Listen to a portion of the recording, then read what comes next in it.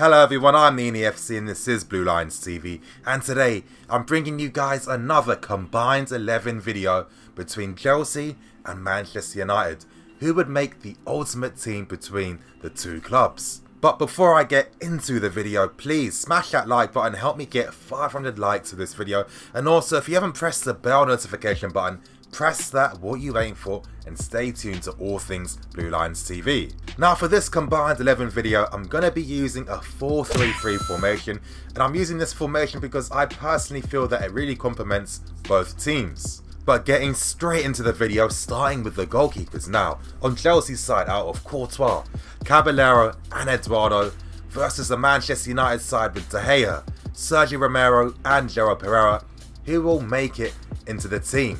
Now that's going to be a battle between De Gea and Courtois obviously, and the winner to make it into the combined 11 video, and this is a very controversial one and a very difficult one, but that's going to be De Gea. But Nini, you plastic, how can you pick De Gea over Courtois?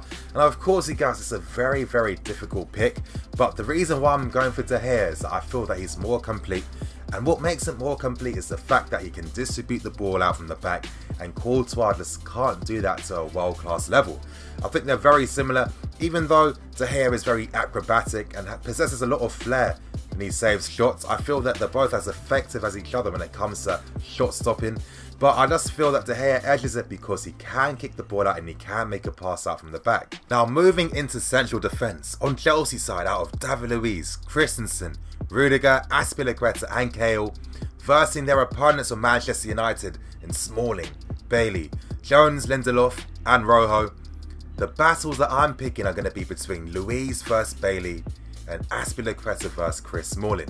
Now for the first battle between Luiz and Bailey, the player I'm picking for this team is going to be David Luiz. Now both players really haven't played as much. Bailey has had an injury and David Luiz has been out the team after falling out with Kante, as well as picking up numerous injury concerns of himself. But I'm going for David Luiz because I feel technically he's a better player. He's able to play out from the back more. He starts more attacks than Bailey does, and I feel that he's got great leadership and really controls the defence whenever he's playing. Bailey is a fantastic player, he's only going to get better, but a lot of times I feel that he doesn't necessarily read the game and he actually reacts to stuff and uses his physicality a lot of times to really help him get out of sticky situations.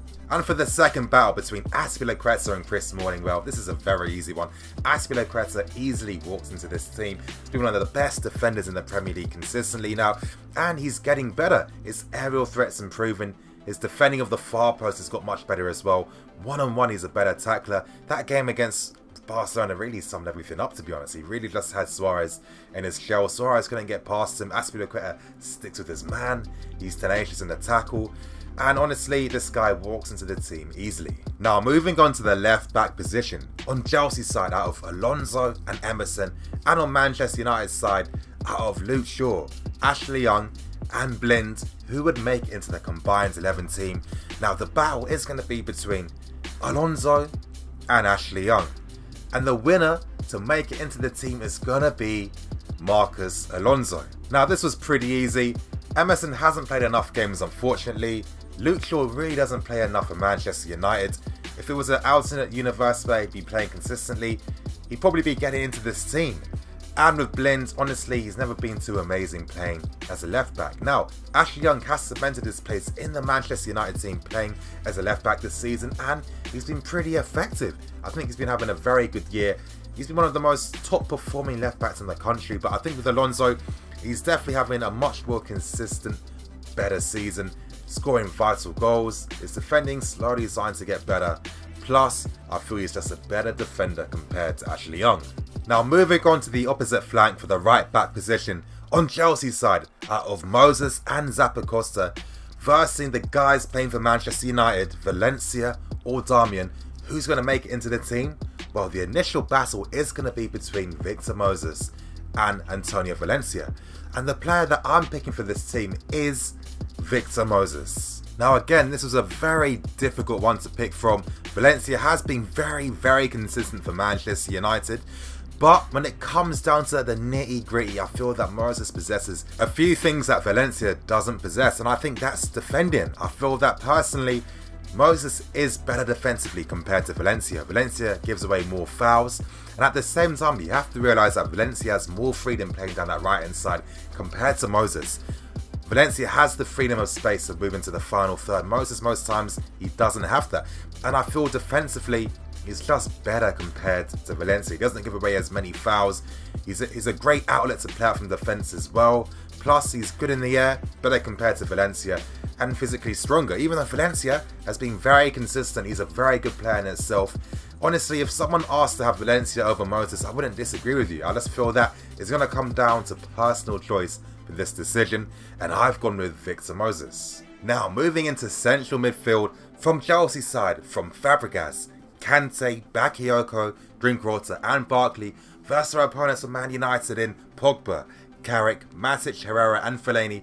Who's going to make it into this team? And the first battle is going to be between Nemanja Matic and N'Golo Kante. And the person to win the battle to get into this combined 11 team is going to be N'Golo Kante. Now, both of these players had a fantastic defensive relationship last season, but I feel that N'Golo Kante edges things up because, one, I think he's better defensively compared to Matic. I might think Matic is a bit better on the ball, but Kante has definitely been improving in that aspect so far this season, and I feel that he's a team that really helps to elevate a team and take them to the next level. Similar to what Matic did for us all those years back, I think that N'Golo Kante is getting better and better in the final third, and I feel defensively he's just better. Not by huge margins, but he's much better compared to Nemanja Matic. Now, moving on to the next battle, and that's going to be between Pogba versus Bakayoko. And the clear winner to make it into this team is going to be Pogba. Bakayoko has definitely struggled a lot this season. He dropped an awful performance against Watford. His confidence is definitely down at this moment in time. But with Pogba, one of the best French players, one of the best midfield players in the world, I feel Pogba is really criticised unnecessarily, and I don't understand why people have such an agenda against Pogba. He's a fantastic playmaker, and under Mourinho it seems like he's becoming more of a Modric type of player than a Frank Lampard, and I feel maybe that's where Pogba is feeling a little bit upset because he wants to be closer to goal. He doesn't want to have too much defensive responsibilities. He wants to affect the goal much more, and in terms of his ball control, his skill, his first touch, his passing range, his shooting distance, as well as his physical dominance, this guy is one of the best midfield players in the world. And if only we had them playing alongside Kante, how fantastic would our midfield be? Now, to complete the midfield three, it's going to be a battle between Cesc Fabregas and Herrera. And the player to make it into this team is going to be Cesc Fabregas. Now, Herrera's form has definitely dipped so far this season, and I think with Fabregas, he's a guy that's really getting better as time goes on. Defensively, I don't see the difference between those two players. Fabregas has been a defensive masterclass alongside N'Golo Kante against Barcelona. He's got one of the best passing ranges in world football. He can control the game, he can find a pass from any angle, he dictates proceedings, and he's a leader as well. And I think with Cesc Fabregas, he easily walks into this team over Herrera, and he completes the midfield three. Now, there's only 3 more positions to pick from to complete this combined 11 team. Now, on Chelsea's side, from Eden Hazard, Willian, Pedro, Hudson-Odoi, and from Manchester United's side in Martial, Sanchez, Mata and Lingard, who's going to make it into this team? The first battle will be between Eden Hazard versus Martial. And the player to make it into this team is going to be Eden Hazard. Yes, he is the best player in the Premier League. Martial, unfortunately, is struggling under Mourinho because I feel that Mourinho just isn't very good when it comes to the development of younger players. I feel he's got fantastic potential. Let's not forget, when this guy made his debut season at Manchester United, he got into double digits of goals. And you've got to realise at Monaco, he didn't even play a full season. It took Ronaldo 2 seasons to get near that same goal tally that Martial did in his first year. He's an amazing talent, but of course Hazard is much more complete. He's literally better at everything compared to Martial, and I think for Martial that Hazard is definitely an aspiration to follow. And you know what, let's say hypothetically if Hazard ever left, you know who I'd actually like him to replace him?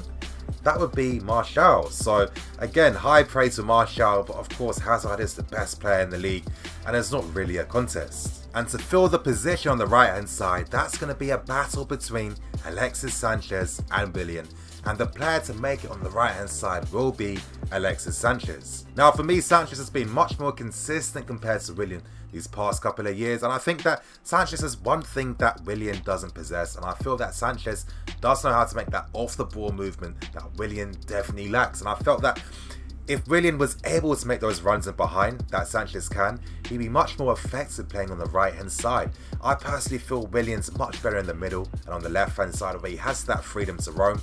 But with Sanchez, again, I feel that he can do the exact same thing, but I feel that he's much more complete in his overall game. Of course, a goal threat, he can make runs inside the box, he takes a lot of responsibility, and he's been more consistent. So Alexis Sanchez makes it on the right hand side. Now, what striker's going to make it to complete this combined 11 team? On Chelsea's side, from Alvaro Morata and Olivier Giroud, and on Manchester United's side from Lukaku, Ibrahimovic and Rashford. The battle to make it into this team is going to be between Alvaro Morata and Lukaku, and the winner I'm going to go for is going to be Romelu Lukaku.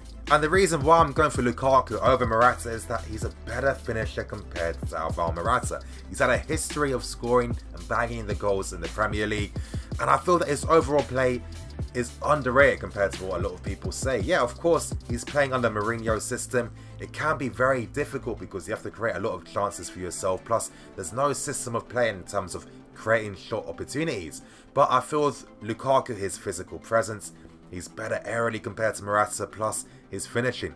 And he doesn't necessarily rely on confidence to score goals. Morata has to be feeling confident. He has to feel good to have a good game. Yes, his first touch is faster, it's better. I'd say that in terms of dribbling, to me there's no difference between Morata and Lukaku in that regards, but I just feel that Lukaku is the better finisher and he's had a proven history of showing this. But anyway you guys, that's going to end today's video. I hope you guys enjoyed. In the comment section below, let me know what team you would pick between Manchester United and Chelsea. And of course you guys, press that bell notification button to stay tuned to all things Blue Lions TV. Smash that like button, help me get more than 500 likes with this video. I'm NEMANJA, this is Blue Lions TV. I'll see you guys later tonight for the Q&A live stream at 9 PM.